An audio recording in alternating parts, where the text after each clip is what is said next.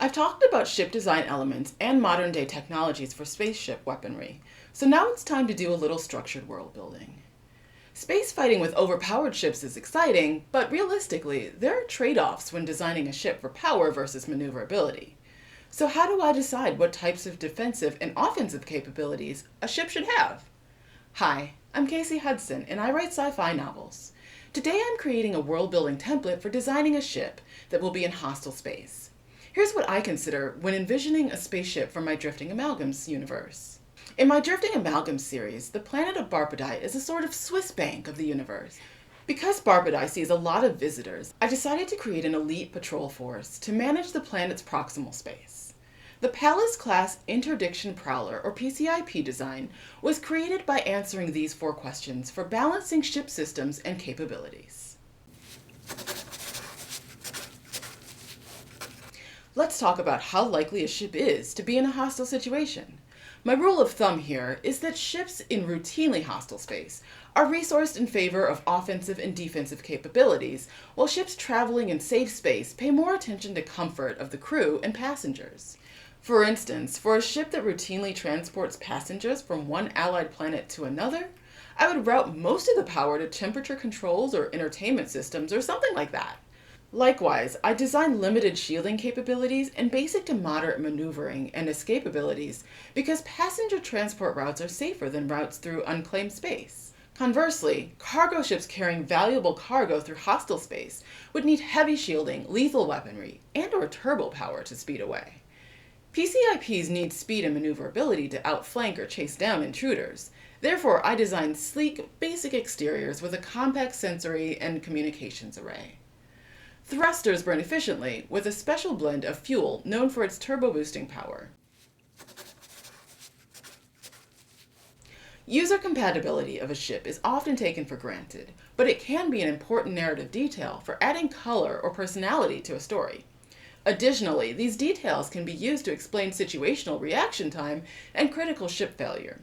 For example, having mute ship operators who require a neural interface for propelling and maneuvering the ship could mean that reaction times are faster than manually controlled ships because ship control is happening at the speed of thought. Life support is another area of interest here. If the user's preferred air composition is easy to produce and contain within the ship, they may be able to avoid catastrophic life support failures in certain situations.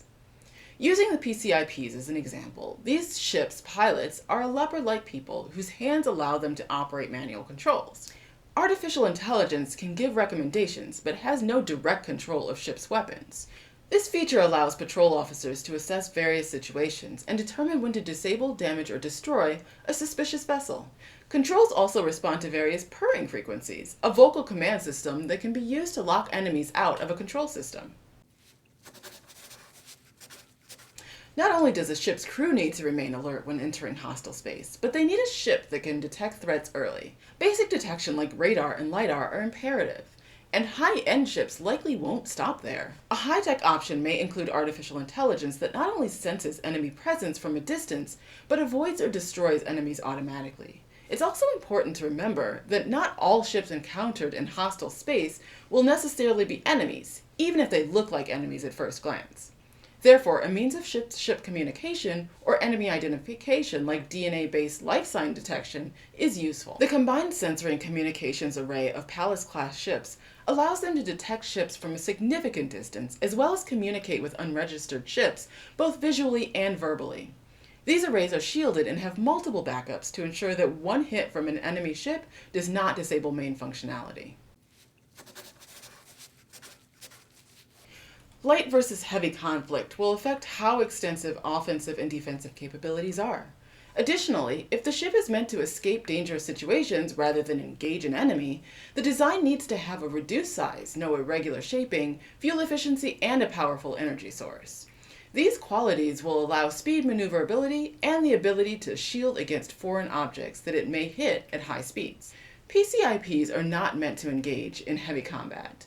They are instead investigatory by nature and serve to determine if a vessel needs to be immobilized or destroyed by computer-driven defense systems. Therefore, resources of these ships are designed for passive defense and interception. Their sleek design, fast thrusters, maneuverability, and efficient fuel source allow them to perform their function. Because some vessels will immediately engage prowlers, they have been equipped with electrical and radio neutralizers, an array of weapons that can be deployed just before a fast escape, and heavy shielding to protect the patrol officers during confrontation.